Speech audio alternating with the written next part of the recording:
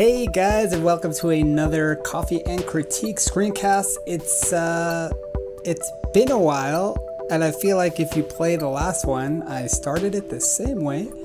I got my coffee here in hand. Just a quick shout out to our 52Frames merch, Embrace Imperfection, now available in stores near you. Not really available in stores near you, but you could go to our store. So I'd really like to do these more often. Apparently, having a new baby is very time consuming. So, you know, learning as I go. And my baby is now 4.5 months old. And I think it's actually been 4 months since I last did a Coffee and Critique. But first, I'd like to thank all of you patrons that donate week after week to help to make this project continue. I actually used to give a shout out to all the new patrons that have contributed since the last Coffee and Critique, and I stopped doing that because these Coffee and Critiques became too few and far between that I would have to go through so many names. But you know what? I decided I'm gonna do a catch-up. And I'm looking here, there are 65 new patrons since I last did this, which I think was early last year. So I'm going to go through the names in Micro Machine style for all of you 90s folk that get that reference. Thank you so much to the following patrons: Donna, David, Scott, Carolyn, Ann, Joe, Melissa, Charlene, Kaylin, Ken, Brian, Jennifer, Mary, Cynthia, Daniel, Samantha, Ann, Lee, Tara, Pauline, Grant, Kirsten, Ian, Tim, Susan, Amelia, Allison, Phil, Jane, Bill, Kimberly, Joja, Quee, Lizanne, Brent, Leslie, Cindy, Kate, Heidi, Sherry, Jane, Kevin, Michelle, Aaron, Holly, Vidar, Sharon, Joe, Graham, Paula, Jeff, Shikar, Paul, Flavia, Jan, Claire, Jane, Sue, William, Grace, Karen, Marisol, and 10, not to be left out, somebody just pledged this morning, Karen Perry. Thank you for your $2 pledge this morning. As you know, all of this patron money goes directly to web development. At some point, this money will go to the actual project upkeep, but for now, it goes directly to a web developer that I've hired full-time about 9 months ago, and I think it is time for an update. This is this is big news. I have been holding back from making an announcement because from those of you in the inner circle, you know that I did want to launch this website for 2018. Obviously that didn't happen. We were looking for a March launch at some point after that. These things take time. We're actually building from scratch this entire platform, and we have huge concepts in mind that aren't even going to be rolled out for this first version, but we're building it in order to make this a really powerful platform for the community.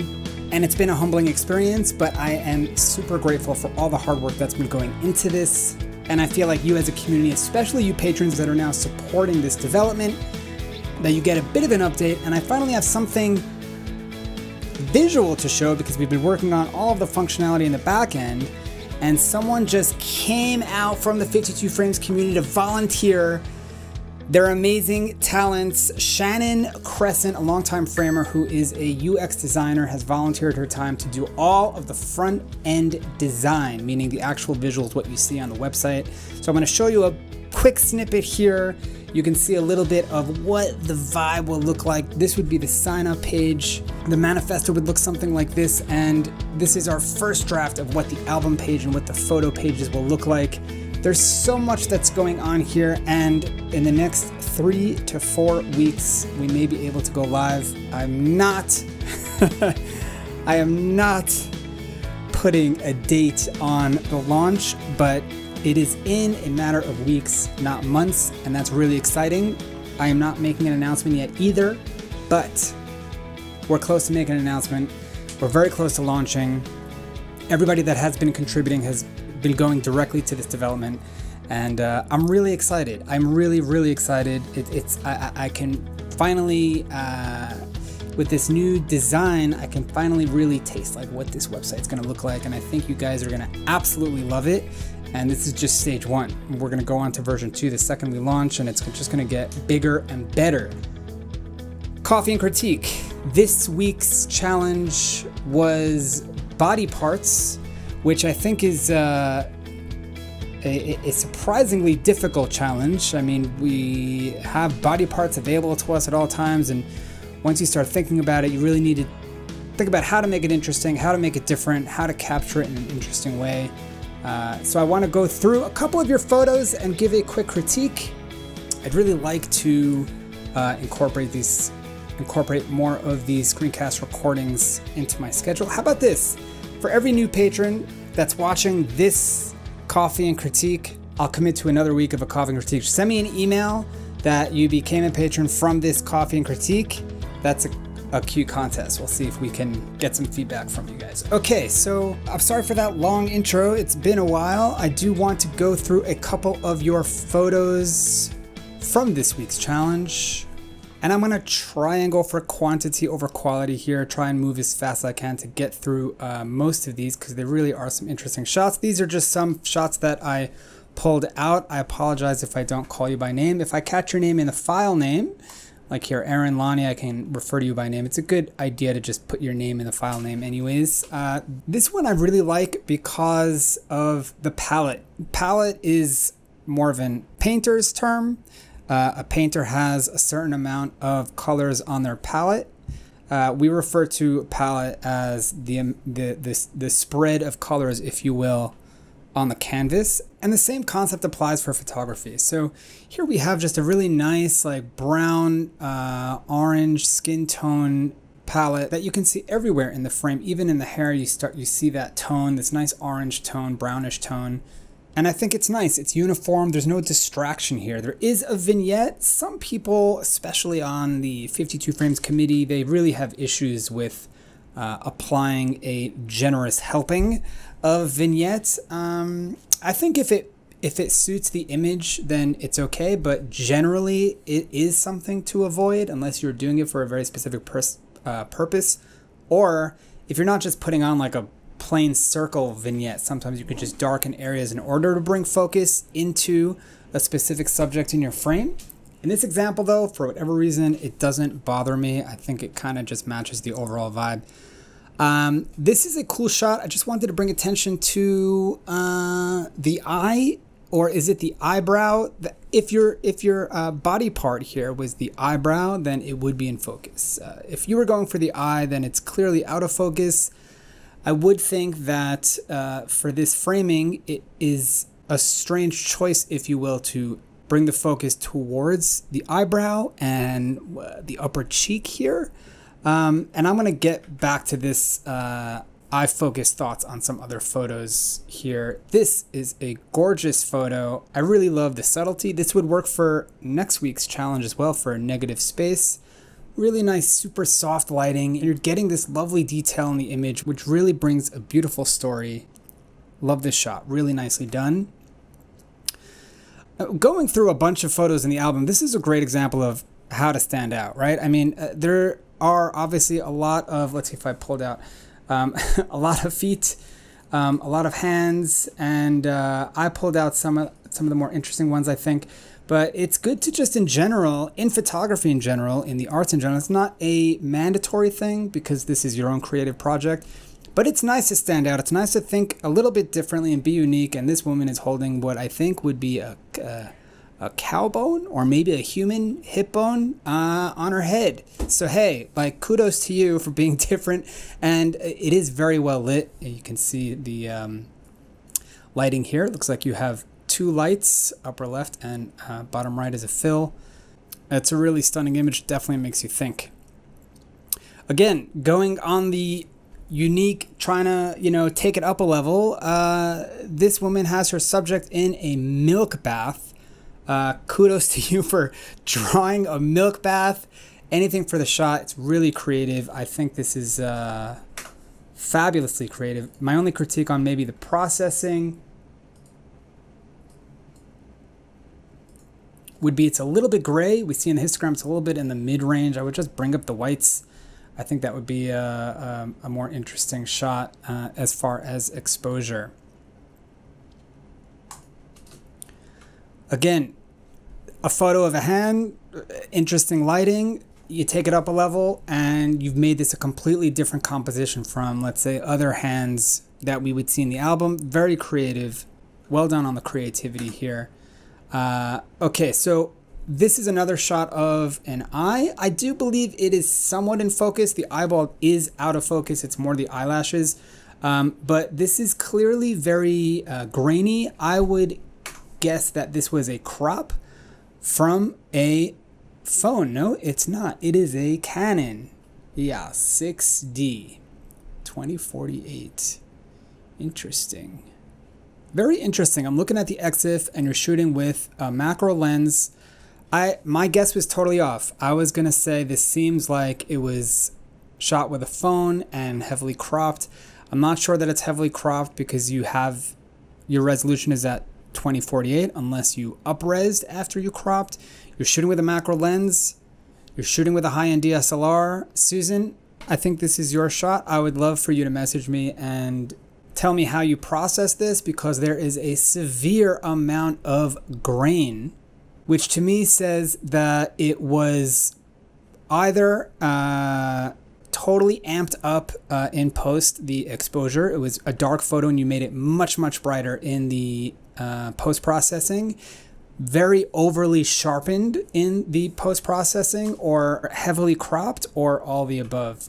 Regardless of the noise, which does detract from the overall image, especially in the eyeball, it's not quite in focus. We have the eyelashes in focus, but the eye itself is not, and we'll get to some more examples later on. This is a really cute photo. I just wanted to point out that this vignette, as opposed to the earlier one, I think is a little bit more problematic because it is just kind of thrown on, and I'm not going to say that there's no intentionality to it. It does draw the eye to the middle of the frame, but I do think it's too heavy. Next time you use the vignette, think about what you're doing, why you're doing it, and try not to overdo it. This is a very cool, simple macro shot. Really, really interesting. I think it's a hand. It's nice, properly abstract. Really well done. This is a really cool shot. I happen to love this shot. On the topic of committee members frowning upon certain processing habits, if you will, selective color is another one of them. I think selective color, when you first figure it out, that means making one item in your frame color, whereas the rest is in black and white.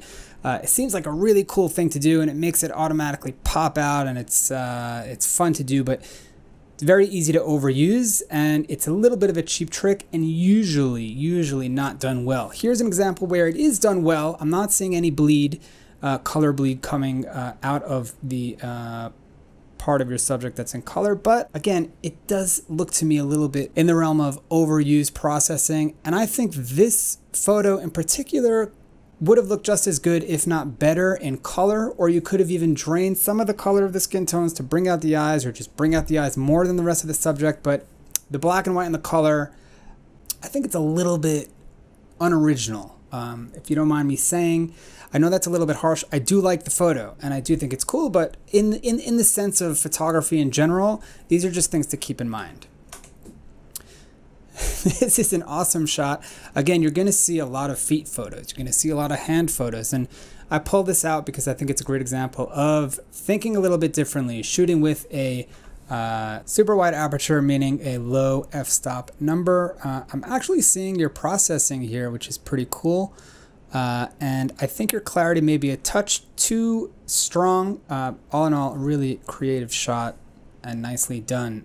Also, another great example of using a shallow depth of field, meaning a low aperture number, in order to bring what you want in focus to be in focus and the rest of the image behind or in front of that particular spot to be blurry. And this is a really sweet photo. So here, this is a good example of the eyeball, the iris of the eye being in focus. It's a very difficult thing to nail. You're talking about millimeters here. But if I zoom in, I'm sorry for those of you that have certain eyeball issues. But this is important to see. I mean, you're seeing the detail of the iris, and that, I mean, any kind of portrait work, any kind of, I don't know, macro, bug shots and all these things, the eye needs to be in focus. That's the deal. The eye needs to be in focus in the photo. Otherwise, someone would argue that the entire photo is for the garbage. Okay, I'm not going to go that far, but this is a good thing to keep in mind. And it is a matter of millimeters, especially when you're shooting macro like this so close up. You see this part of the eye is not in focus. This part of the eye is. And because you're shooting at an angle, you're getting some of the eyelash in focus as well, which is a pretty cool technique. Also, on the realm of palette, this is just a nice orangey glow to this whole image. And the sun, your light in the picture is focusing on one point of the shoulder, enhanced by your finger pointing to it. A really lovely image, and of course a touch of pink hair just seals the deal. Really nicely done, Kate. This is also a nice negative space, black and white minimalism, which was the extra credit here. My only critique here is that it's a little bit dark. You see the histogram is way on the left side here. I would even amp up the exposure and then just play with the highlights a bit.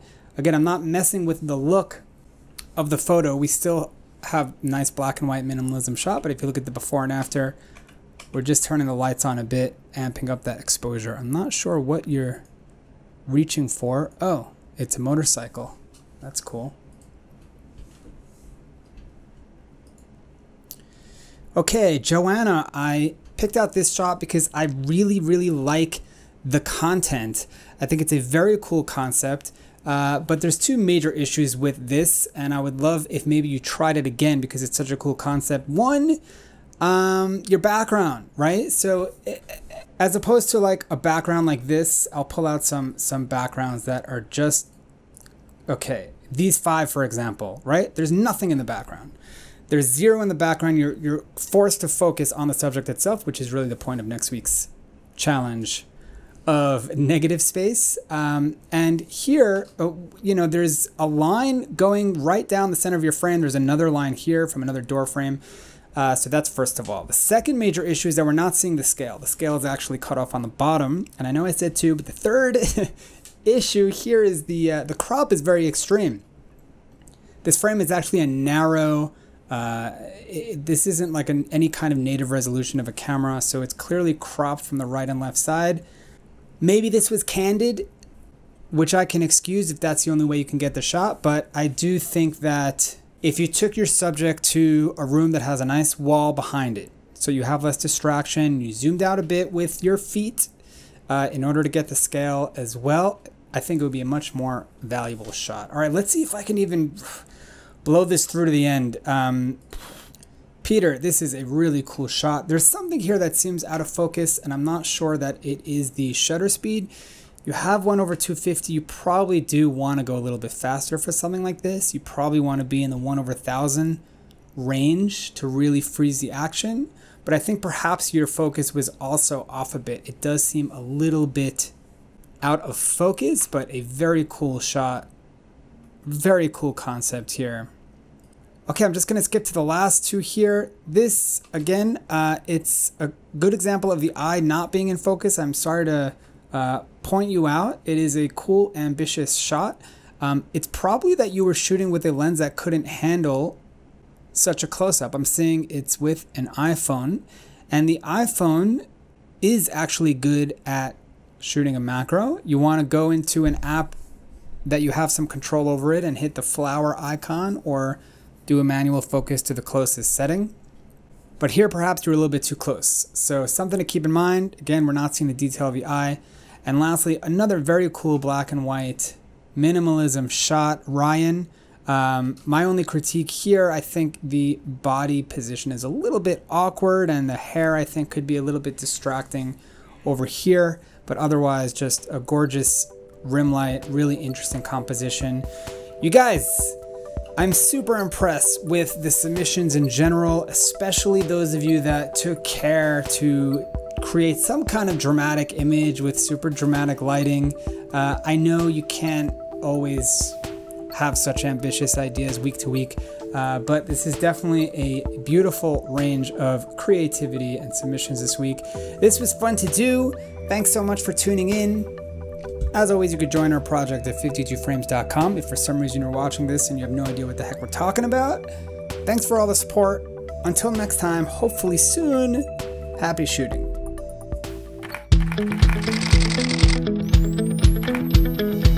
Hi, my name is Josef Adest, and I started 52Frames back in 2011 as a personal passion project of mine for me and my friends to get better at photography through a guided weekly photo challenge. Little did I realize at just how much this would impact thousands of people from all over the world, literally changing the way they perceive their world. I can't count how many letters of gratitude I've received from people in the project, thanking me for all that the project has done for them and for enabling a creative space in their otherwise busy lives. For 2016, I'd like to take this project to the next level. I have spent countless hours and my own money over the last 5 years in making this project something really special, which is why I'm now coming to you for support. I'd like to invite you to become a patron of 52Frames. In order to keep this project running, from server costs, the emails I send out, the forms we use, it costs me hundreds of dollars every month. But for this year and beyond, I want to do even more. For those of you that know me, know that video is my passion. And I really want to devote more time to creating fun, educational, dynamic video that will help you, the photographer, become better at your craft. Becoming a patron is very simple.